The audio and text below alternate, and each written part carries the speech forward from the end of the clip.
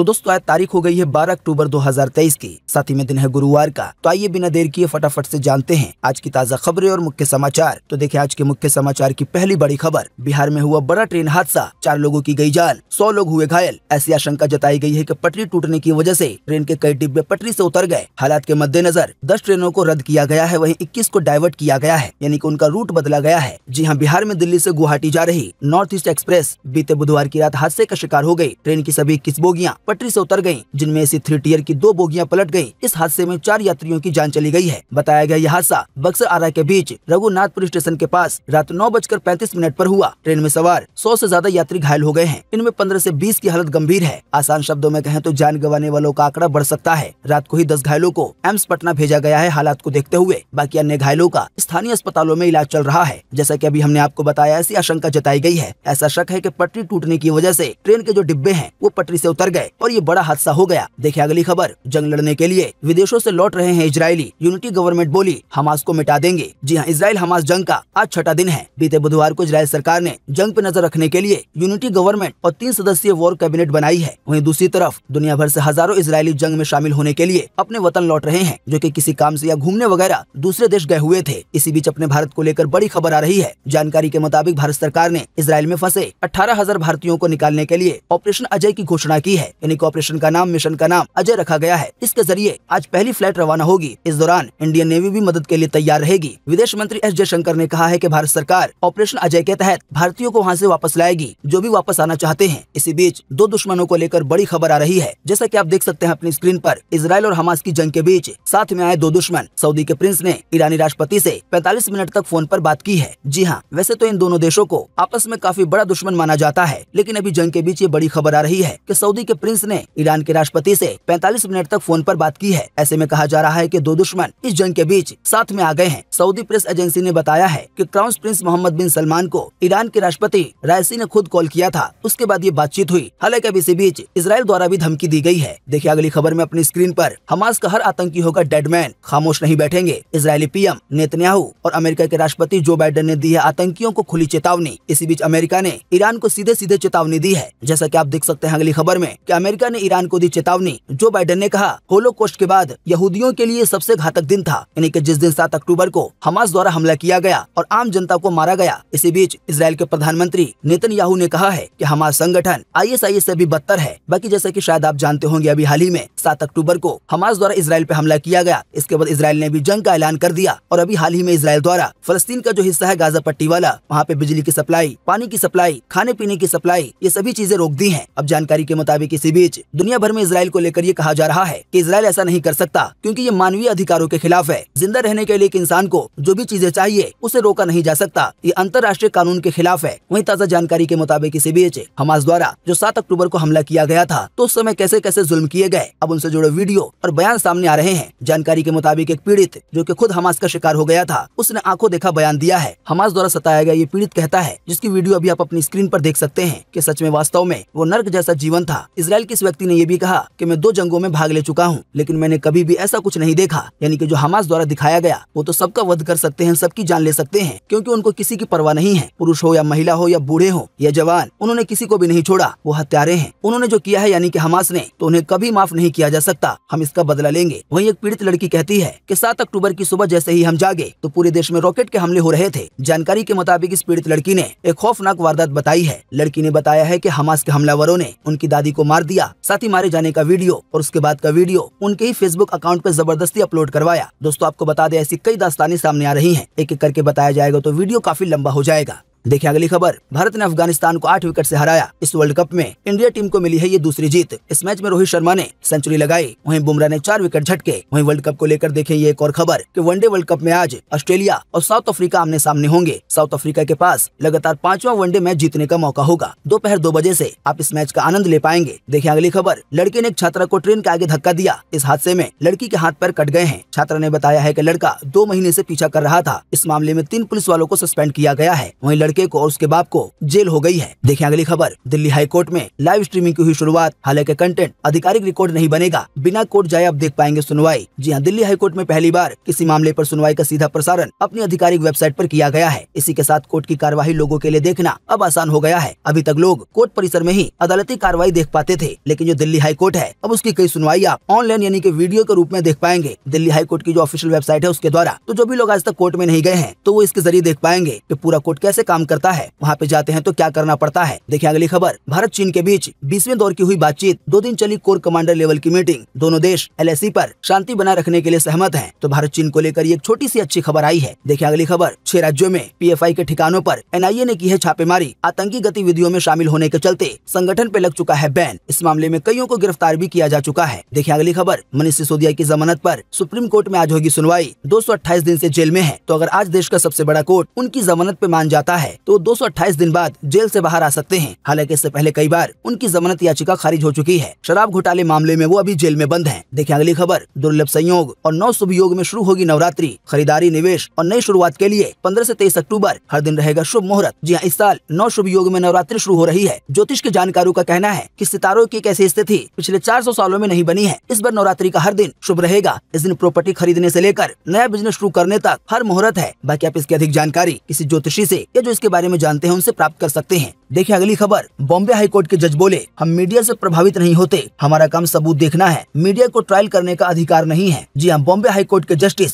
यानी कि जज प्रकाश D नाइक का कहना है कि मीडिया के बारे में लोगों की धारणा बन गई है कि वो मामलों को प्रचारित करने में बहुत ज्यादा इन्वॉल्व हो जाता है। इतना ही नहीं, किसी केस के कोर्ट में पहुंचने से पहले ही फैसला भी आ जाता है, लेकिन कोई भी जज मीडिया से प्रभावित नहीं होता है। न्यूज एजेंसी PTI की रिपोर्ट के मुताबिक बॉम्बे हाई कोर्ट के जज ने आगे कहा कि जजों का काम सबूत देखना है। साथ ही वो कहते हैं कि आम जनता का कहना है कि मीडिया आजकल किसी सेलिब्रिटी के साथ अपराध को प्रचारित करने या उस पर केस से पहले ही अपना फैसला सुनाने में व्यस्त रहता है। कभी कभी तो कोर्ट में जाने से पहले गवाहों का इंटरव्यू लिया जाता है, लेकिन मीडिया को इस हद तक जाने का अधिकार नहीं है। दोस्तों, आप ये सारी बातें जो कि जज साहब ने बताई हैं आप अपने आसपास देख रहे होंगे। यानी कि जब भी कोई मामला होता है तो मीडिया वाले अब चीजों को दिखाते हैं या बताते हैं तो वो तो बिल्कुल सही है, लेकिन कई न्यूज चैनल पूरा का पूरा कोर्ट खोल के बैठ जाते हैं और कई न्यूज चैनल तो सभी बातों को इस तरह से पेश करते हैं कि बहुत ही साफ साफ पता चलता है कि वो किस साइड है और किसको मुजरिम बनाना चाहते हैं। तो बॉम्बे हाई कोर्ट के जज साहब ने कहा है कि किसी भी केस में इस हद तक अंदर जाने का अधिकार मीडिया को नहीं है। देखिए अगली खबर, इसरो से सोमनाथ बोले इसरो पे हर दिन 100 साइबर अटैक होते हैं। वहीं उन्होंने भारतीय अंतरिक्ष स्टेशन के सवाल पर जवाब दिया है। जी हाँ, साइबर क्राइम इन दिनों काफी चर्चा में है, जिससे अब इसरो भी अछूता नहीं है। भारतीय अंतरिक्ष अनुसंधान संगठन यानी कि इसरो के अध्यक्ष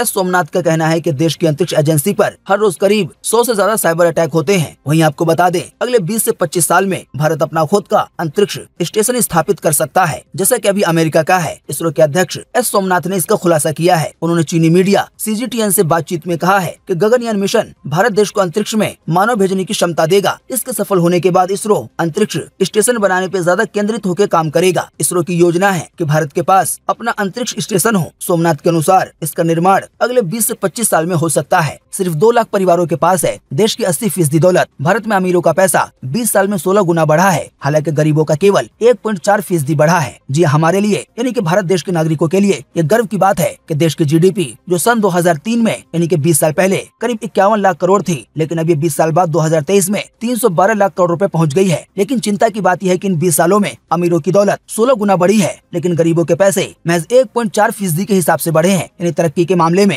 गरीब वही के वही हैं। 20 साल पहले, जैसे कि शायद आप जानते होंगे, अभी अपने देश की आबादी 130 करोड़ या इससे भी ज्यादा है, लेकिन देश की 80% दौलत केवल 2 लाख परिवारों के पास है। ये बातें अमेरिकी marketing analysis firm Marcellus Investment Managers की ताजा रिपोर्ट में सामने आई है। वहीं एक अन्य report winner take all India's new economy के अनुसार आर्थिक विकास से आया 80% धन सिर्फ 20 कंपनियों के खाते में जा रहा है। कुल मिलाकर कहें तो एक रिपोर्ट के अनुसार ये बताया गया है कि अभी हाल ही में कुछ समय के दौरान जो देश की तरक्की हुई है, तो इस तरक्की से जो फायदा आ रहा है, जो पैसा आ रहा है, तो उसमें से 80% यानी कि हर 100 रुपए में से 80 रुपए केवल 20 कंपनियों में जा रहा है। देखिए अगली खबर, अमेरिका में सबसे बड़े अक्षरधाम मंदिर का हुआ उद्घाटन। ये 125 एकड़ में बना है। 12 साल में हुआ हुआ है तैयार। 12,500 लोगों ने किया है यहाँ पे श्रमदान, यानी कि मेहनत की है मंदिर को बनवाने में। देखिए अगली खबर, 5 राज्यों में विधानसभा चुनाव हुए घोषित, 3 दिसंबर को आएंगे नतीजे। मध्य प्रदेश में 17, राजस्थान में 23, छत्तीसगढ़ में 7 और 17 नवंबर को होगी वोटिंग। जी हाँ, चुनाव आयोग ने बीते सोमवार को मध्य प्रदेश, राजस्थान, छत्तीसगढ़, तेलंगाना और मिजोरम में विधानसभा चुनाव की तारीखों का ऐलान कर दिया है। इन राज्यों में चुनावी प्रक्रिया 27 दिन चलेगी। सबसे पहले मिजोरम में 7 नवंबर को मतदान होगा, यानी कि वोट डाले जाएंगे। इसके बाद मध्य प्रदेश में 17 नवंबर को मतदान होगा। फिर छत्तीसगढ़ में 2 चरणों में, यानी कि 2 पार्ट में चुनाव होंगे, 7 नवंबर को और 17 नवंबर को। फिर 23 नवंबर को राजस्थान में वोटिंग होगी। फिर 30 नवंबर को तेलंगाना में वोटिंग होगी। हालांकि अगर रिजल्ट की बात की जाए तो रिजल्ट एक ही दिन आएंगे। जानकारी के मुताबिक सभी 5 राज्यों में एक साथ 3 दिसंबर को रिजल्ट आएंगे। आप नहीं जानते हैं तो आपको बता दें, मध्य प्रदेश में अभी बीजेपी सत्ता में है, वहीं राजस्थान में और छत्तीसगढ़ में कांग्रेस की सरकार है, वहीं तेलंगाना में केसीआर की पार्टी बीआरएस है, तो वहीं मिजोरम में मिजो नेशनल फ्रंट सत्ता में है। ताजा जानकारी के मुताबिक इसी बीच सी वोटर द्वारा पहला ओपिनियन पोल भी जारी कर दिया गया है, यानी कि संभावना जताई गई है कि इन चुनावों में कौन सी पार्टी किस राज्य में जीत सकती है। तो आइए ये खबर भी देखते हैं कि सी वोटर का आया opinion poll. MP, Chhattisgarh, Telangana में कांग्रेस, वहीं राजस्थान में भाजपा को मिल सकती है सत्ता। जी हाँ, आने वाले 5 राज्यों में जो विधानसभा चुनाव होने वाले हैं, ये उसके लिए पहला ओपिनियन पोल है। मध्य प्रदेश की बात की जाए तो यहाँ पे कुल विधानसभा की 230 सीटें हैं, यानी यहाँ जीत के लिए 116 सीटों की जरूरत है। अब कांग्रेस को लेकर बताया गया है कि कांग्रेस को 113 से 125 सीटें मिल सकती हैं, यानी कि कांग्रेस सरकार बना सकती है। वहीं बीजेपी भी 104 से 116 सीटें हासिल कर सकती है। थोड़ी बहुत संभावना बीजेपी की भी है। बाकी जो बीएसपी पार्टी और अन्य है, इनकी सीटें काफी कम है, कहा जाए तो ये गिनती में ही नहीं है। वहीं अगर बात की जाए राजस्थान की, तो राजस्थान में विधानसभा की कुल 200 सीटें हैं। ऐसे में यहाँ सरकार बनाने के लिए 101 सीटों की जरूरत है। बीजेपी को लेकर कहा गया है कि बीजेपी यहाँ 127 से 137 सीटें जीत सकती है। वहीं कांग्रेस 59 से 69 सीटें जीत सकती है। आसान शब्दों में कहें तो इस पोल के हिसाब से बीजेपी की सरकार राजस्थान में आसानी से बन सकती है। वहीं छत्तीसगढ़ में विधानसभा की कुल 90 सीटें हैं। यहाँ पे सरकार बनाने के लिए 40 सीटों की जरूरत पड़ेगी। ऐसे में कांग्रेस को लेकर बताया गया है कि कांग्रेस 45 से 51 सीटें जीत सकती है, यानी कि यहाँ पर आसानी से पोल के हिसाब से कांग्रेस की सरकार बन सकती है। हालांकि बीजेपी भी 39 से 45 सीटें जीत सकती है। ऐसे तेलंगाना में 119 सीटें हैं और यहाँ पर भी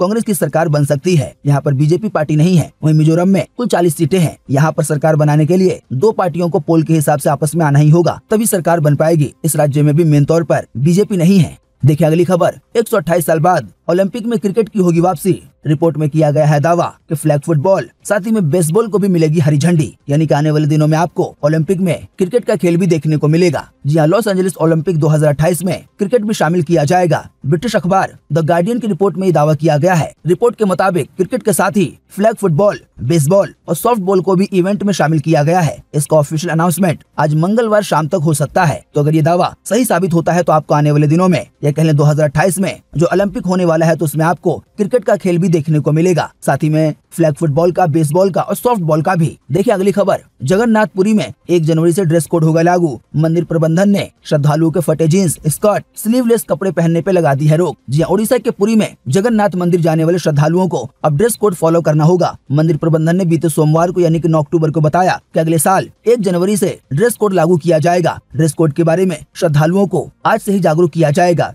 न्यूज एजेंसी पीटीआई के मुताबिक ड्रेस कोड लागू होने के बाद लोग जगन्नाथ मंदिर में हाफ पैंट, फटे जींस, स्कर्ट, स्लीवलेस कपड़े, ये सभी चीजें पहन के नहीं जा सकेंगे। कुल मिलाकर आसान शब्दों में कहें तो मंदिर में जाने के लिए जो सभ्य कपड़े माने जाते हैं, जो पूरी तरह से आपको कवर करते हो, ऐसे कपड़े पहनने होंगे। जिन कपड़ों में बहुत ज्यादा बदन दिखता है, चाहे वो मर्द हो या औरत, तो इन कपड़ों में एंट्री नहीं दी जाएगी। देखिए अगली खबर, सिर्फ प्रोड्यूस नहीं बल्कि लाहौर 1947 मूवी में एक्टिंग भी करेंगे आमिर खान। सनी देओल के साथ पहली बार स्क्रीन शेयर करेंगे। आने वाले दिनों में आपको ये फिल्म देखने को मिलेगी जिसका नाम होगा लाहौर 1947। जी आमिर खान ने अभी हाल ही में अनाउंस किया है कि वो सनी देओल की अगली फिल्म लाहौर 1947 को प्रोड्यूस करने जा रहे हैं, यानी कि फिल्म बनाने में पैसे लगाने जा रहे हैं। इसी के बाद ये सुनने में आया है कि वो सिर्फ इसे प्रोड्यूस नहीं बल्कि फिल्म में एक्टिंग करते हुए भी नजर आएंगे। ई टाइम्स की एक रिपोर्ट की माने तो आमिर खान जल्द ही फिल्म के लिए एक स्पेशल कैमियो शूट करेंगे, यानी कि आमिर खान थोड़ी देर के लिए नजर आएंगे। वहीं आपको बता दें, आने वाली मूवी लाहौर 1947 का निर्देशन राजकुमार संतोषी कर रहे हैं। आसान शब्दों में कहें तो एक बार फिर से आपको सनी देओल का पहले वाला अवतार देखने को मिल सकता है। देखिए अगली खबर,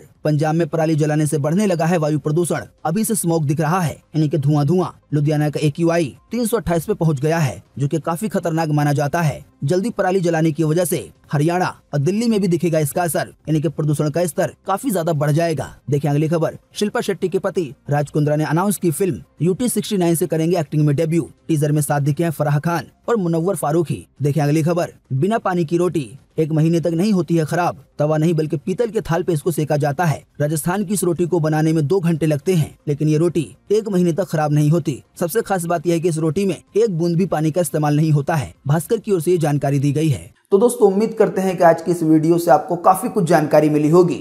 हम बस इसके बदले में आपसे इतना ही चाहते हैं कि आप इस वीडियो को लाइक कर दें और शेयर कर दें, क्योंकि आपका लाइक और शेयर करना ही होता है हमारी मेहनत का फल। वीडियो देखने के लिए आपका बहुत बहुत धन्यवाद। Thanks for watching.